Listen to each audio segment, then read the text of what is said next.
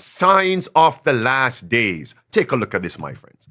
The enforcement of Sunday worship by law with persecution for God's commandment-keeping people. The Bible calls it the mark of the beast. And one day, very soon, this article will be fulfilled. Here's one my conservative base is really going to like: a constitutional amendment requiring folks to attend church on Sundays. All right. This is when the image of the beast is formed in America, fulfilling Revelation 13, verse 13 through verse 15. And in order for the United States to form an image of the beast, the religious power must so control the civil government that the authority of the state will also be used, employed by the church to accomplish her own ends.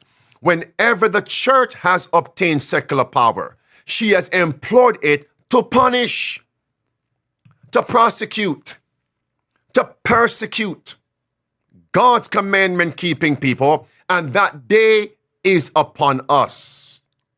So I'm wondering, the snowstorm has come, so when we aren't having church tomorrow? Now be safe. Be safe. There's a bit of tongue-in-cheek in my remarks. Be safe.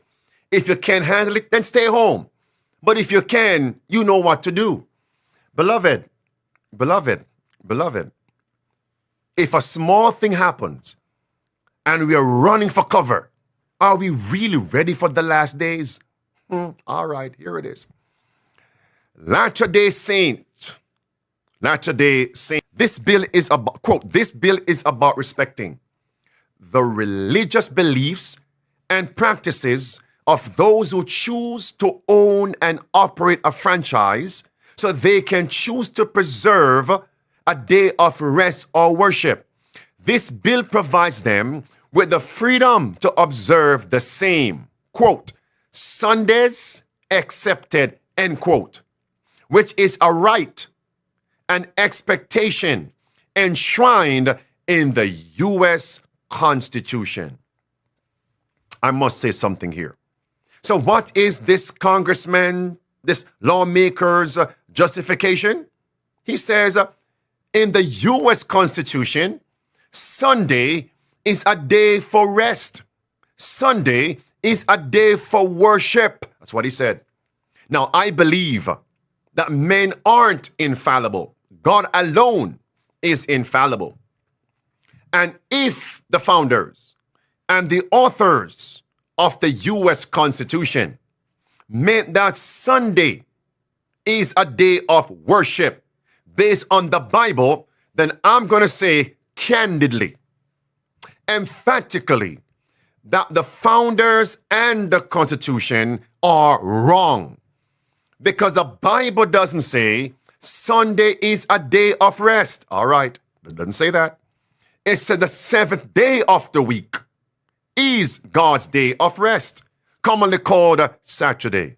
I'm not saying the government must now enforce Sabbath rest by law or Saturday worship by law. Neither. You can force individuals to close and force them to worship. The civil government has no jurisdiction over the first 4 commandments. And we can put a question mark beside commandment number 5. Friends, here it is. Section 7 of the U.S. Constitution, which promotes Sundays accepted, which means to rest on Sunday. You may pause the video. You may read that. Now comes the article. Sundays accepted means that Sundays is not a working day. It's a day for rest and worship. Blue words.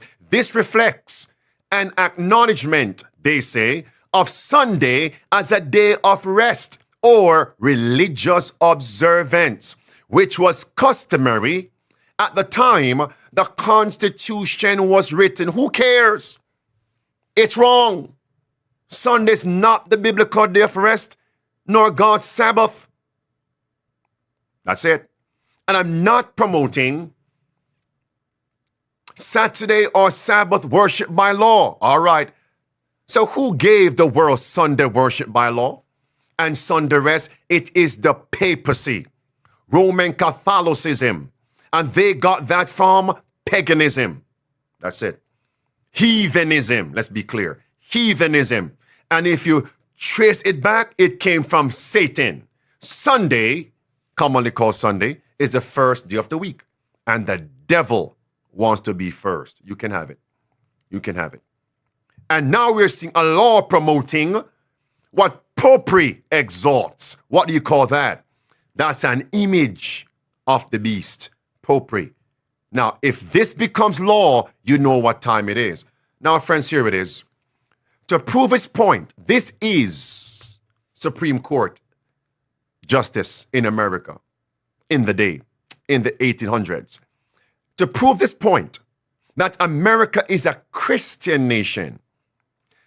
That sounds like a movement today, right? Justice David Brewer did cite these documents, such as the Commission to Christopher Columbus, multiple colonial charters, state constitutions, and oaths of office. Brewer found evidence of America's basic Christianity in the U.S. Constitution, citing the Sundays accepted. Do you not realize it's all popery? Who was behind Christopher Columbus? Popery. It's clear. And the founders, many of them, were Sunday worshippers, and they received Sunday worship from Roman Catholicism. And while they fled the old world, fleeing from papal prosecution and persecution, they still held fast to popery's Sunday worship. So friends, there it is. Congress and the president would not be working on Sundays. Sundays accepted. And remember, even more recently, another Supreme Court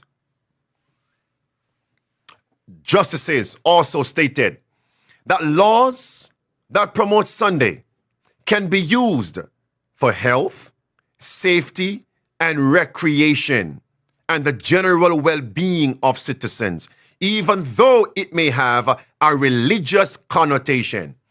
What's my point? Whether it is the GOP, the Elephant Party, or the Donkey Party, Sunday worship by law is coming. But the point here is, watch the next 4 years. If this world lasts for 4 more years, let's move on from that. So who is Ken Ivory there in Utah? Lawmaker. What is his affiliation? Because we're told that birds of a feather flock together. We're told, show me your company and I will tell you who you are. Look at this right here, friends. Buckle your seatbelts. It says, Representative Ken Ivory, Republican, there in Utah, is listed as one of Project 2025's contributors. Do you see, friends? Let's prove that. There it is. This is Mandate for Leadership, Project 2025. Look at the name in the red box. Ken Ivory, Utah House of Representatives.